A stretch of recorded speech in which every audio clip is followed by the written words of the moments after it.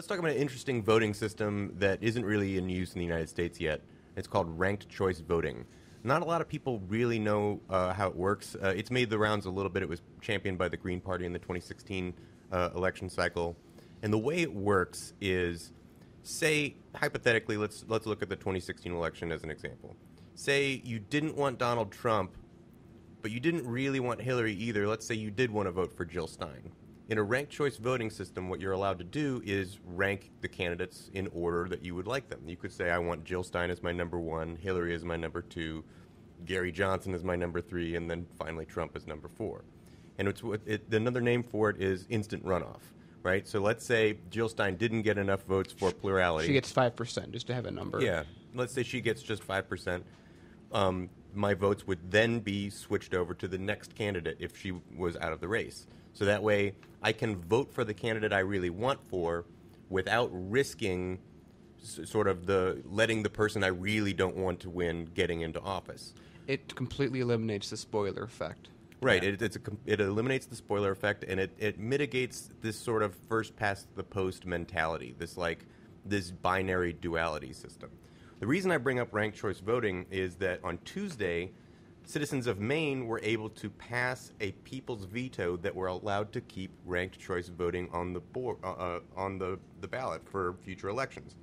So here's what happened: is in November 2016, there was a referendum to approve ranked choice voting in the state of Maine, but it got mired in legal challenges for over a year, and then a Republican-led legislature basically overturned the citizens' choice to have ranked choice voting, and the citizens were able to gather enough signatures to get it put on a ballot that they were able to vote on Tuesday and basically institute a people's veto and say, no, we voted for this and we were serious, we really want it.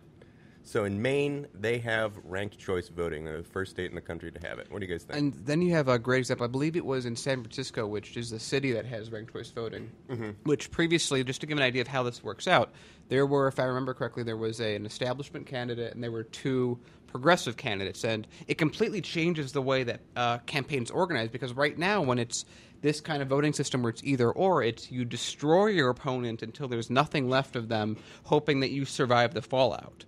Whereas in San Francisco, you had the 2 candidates that said, hey, if you like me, vote for me, but vote for this guy second. And the other guy would be like, oh, if you like me, vote for me, but vote for her second.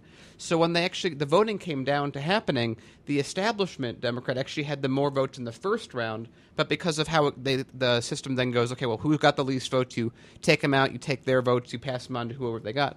In the second round, I believe, whoever got second or third place gave all their votes to the other progressive because they were working. Candidates were able to sort of team up and coalesce around their own platforms. And so that way, they didn't have to fight over which one. They actually were great allies. They were at a lot of campaign events together. And so the progressive ended up winning, even though in the first round, individually, they had less votes, which I think is a much more cooperative strategy than this just destructive, I'm going to do opposition. Because if you, in a ranked choice system, you don't want to do that because you might turn off voters that might vote for you second. Right. Yeah. And, that's how a healthy democracy works. And plus, then we can actually open the real conversation of having not only a third party, but 4 parties, 5 parties, like really discussing policy. Parliamentary system, even. A true parliamentary system, because, we've interviewed in the past people from the Green Party, Libertarian Party, and from political organizations like Socialist Alternative and Democratic Socialists of America.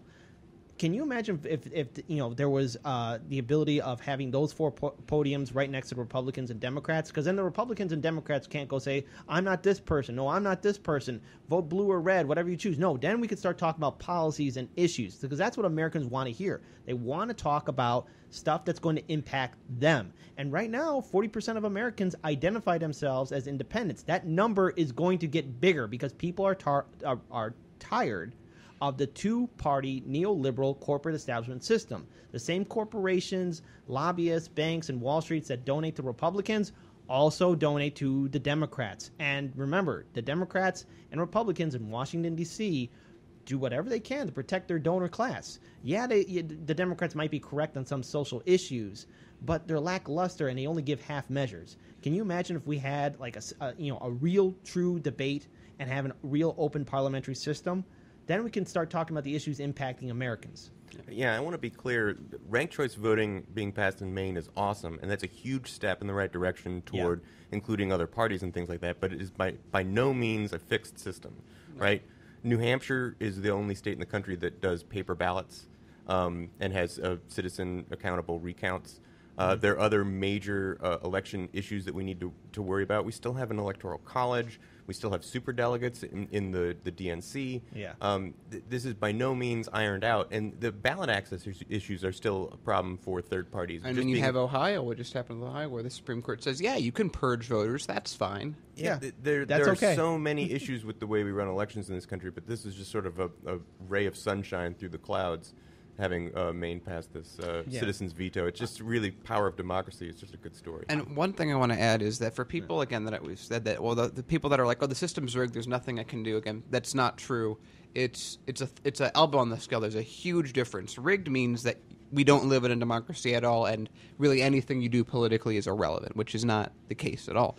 What it means is that, at least in Chicago, I've surmised that it means that to be a non-incumbent, to win an election against an incumbent requires you to get 60% of the vote to get 51% of the vote. So it's harder, yeah. Well, what do you expect? There's a power structure that's corrupt and wants to remain in power so it can keep feeding itself, and there are things they're trying to stop it. It's going to be more difficult. That just means you got to fight harder, not give up. Yeah, and, in Illinois, we have the strictest draconian laws stopping, independents or third parties from being on the ballot and being on the debate stage. As we said before, if you're running as a Green or Libertarian or independent, you need to get 25,000 signatures plus an additional 25,000 signatures. In so about that's half the time. Yeah, so that's altogether 50,000 signatures just to make sure you're secure enough to be on the ballot and potentially be on the debate stage. And as Democrats and Republicans, they only need about, 2,000 to 5,000 signatures. Yeah, generally, it's like if you're a Democrat or Republican, you got to get 2,500, but then you always have to double it because, like we've talked about in every election, someone's going to challenge you, so you always have to have twice as many signatures as you need. But then again, you get to, if you're a Democrat or Republican, you get like an extra 6 months to do that. And so when like Libertarians or Greens, when they're running candidates, are going to start collecting signatures, they're already fundraising. Yeah. So they have to then collect signatures and fundraise, which is its own issue that we've talked about on previous shows. Yeah. Right. And, Illinois, I would like to see us have that kind of same system in Maine so we can actually have true debates and end the two-party establishment system because people are tired of Democrats and Republicans. And again, this is to everyone out there. If we want to implement change, it's going to require us to step up.